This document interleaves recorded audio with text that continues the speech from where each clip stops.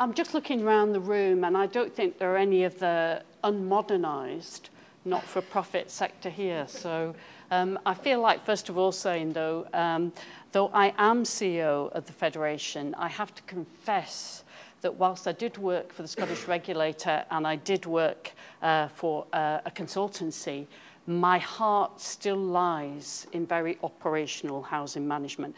So I am an old public sector person. So I am definitely very unmodernised and unreconstituted. But it does give me a slightly different perspective, I think, on urban renewal. And I thought, this is a conversation, and I prepared for it. And then I'm listening to Duncan, and I'm thinking, I'm going to tear that up and just talk a little bit, I think, about a slightly different aspect of urban renewal, urban regeneration. And I'm going to do it partly in the context of Australia, but really riffing off some of the experience I've got. And I'll go with Hackney in London, which is, if I brought slides and pictures of Hackney, would look, or I think give Glasgow a run for its money as well.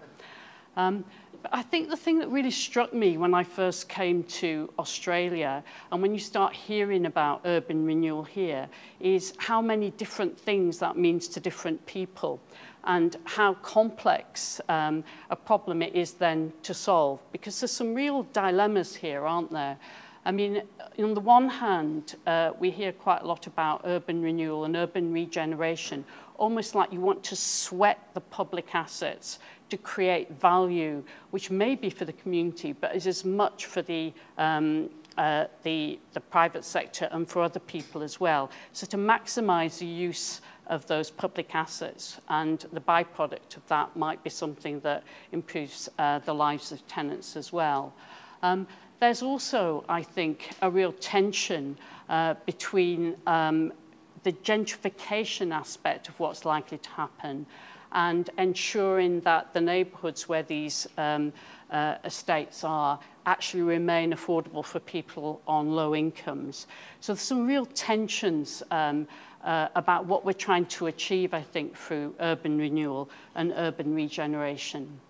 And my experience comes very much from working with tenants on estates that are going to be affected by renewal. And I think one of the lessons I've learned is that you sometimes think that these estates, which from the outside appear unattractive, appear to be crime-ridden, and appear to be places that no one in the right mind would want to live, are actually popular, and there are networks that tenants have who are living there. And quite often, I think, we forget about that. And so the first announcement, or the first thing that happens, is an announcement from government that this area is going to be renewed, is going to be regenerated, and the community is not really being involved in that. My experience comes in Hackney on an estate called the Trowbridge Estate, which is very close to where the Olympics were held. But at that time was still very run down. And even though it wasn't very far from the centre of London, really poor transport links there. And I joined Hackney at the time when, I don't know how long the talk about regeneration had been going on, but it had been going on for quite a long time. And I think the assumption was there that with money, because in Britain back in the 1990s, the one thing we didn't lack to do regeneration was money. Government put in money to renew estates there. Was an assumption that this would be accepted and welcomed by the community, as if the community was an amorphous whole and they would just be grateful for it. Well, I inherited a housing management job there, being manager of an office where, in fact, the tenants were at war. And we had the high-rise, people living in high-rise fighting the low-rise tenants there. And you realise that one of the big success factors of any regeneration project is going to be the buy-in of the people that live there. And that hadn't occurred there, partly because the estate looked awful to an outsider. The low-rise properties were designed for an environment, Spain, which wasn't really typical of the weather that we anticipated in London most of the time. They were leaking, they looked a bit like prefabs, for want of a better word. But people loved them because they had gardens, they were near the centre of London, and what were they going to get instead of that? So one of the things I think that we have to get much more serious about if we're going to have successful urban renewal is to involve the communities themselves in what the design of that is. I mean, there are hard realities. There are hard realities about costs to be able to finance these things. But if you don't take those people along with you, I would argue you're not really going to have a successful urban renewal project. One thing that also gets overlooked, I think, is that we tend to focus very much on the bricks and mortars of it. So we can produce nice pictures of schemes that have been developed, but we can't always show what the social or the community outcomes are there. And if we don't tackle what are some of the reasons for decline in urban, in some of the estates first, then we risk replicating those sorts of things in whatever we produce afterwards.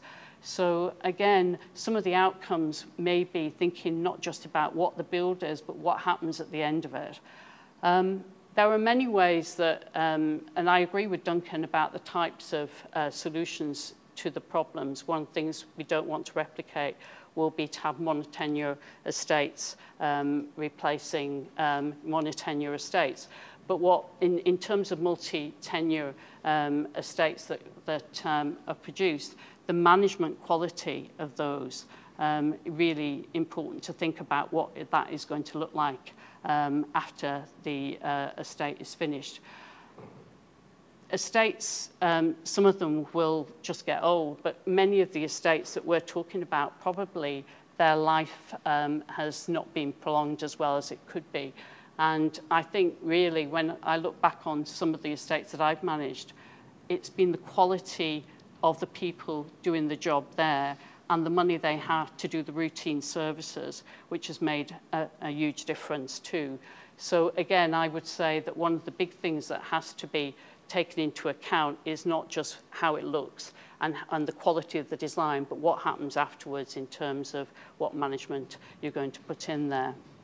In Sydney, we've got, or in New South Wales, there's going to be bags of opportunity over the next 10 years. So we know that there's a regeneration scheme, Communities Plus, which will be looking at both the larger estates, but a lot of very smaller neighbourhood projects as well.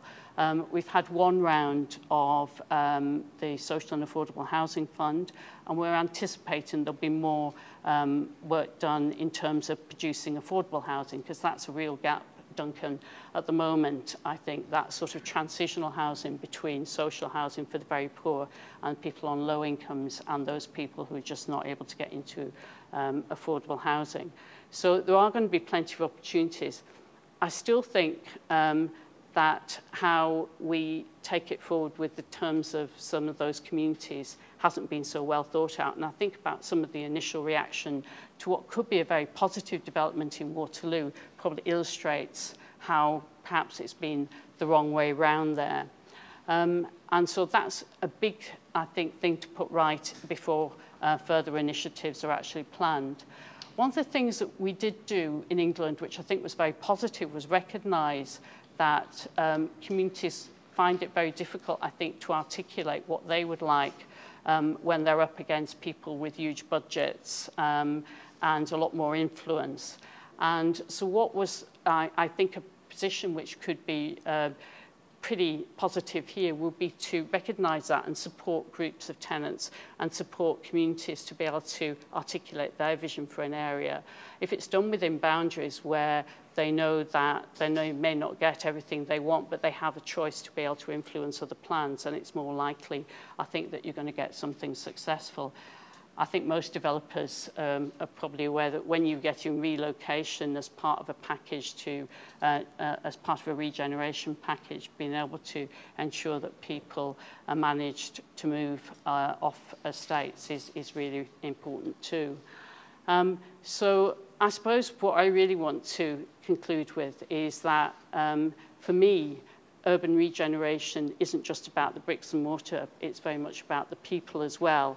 And in any successfully designed scheme, whether it includes financing from contributions, whether it includes public-private partnerships, whether it includes an operating subsidy to cover costs for non-profit providers, it also has to, I think, include support for the community to be able to take forward their vision as well. Thanks.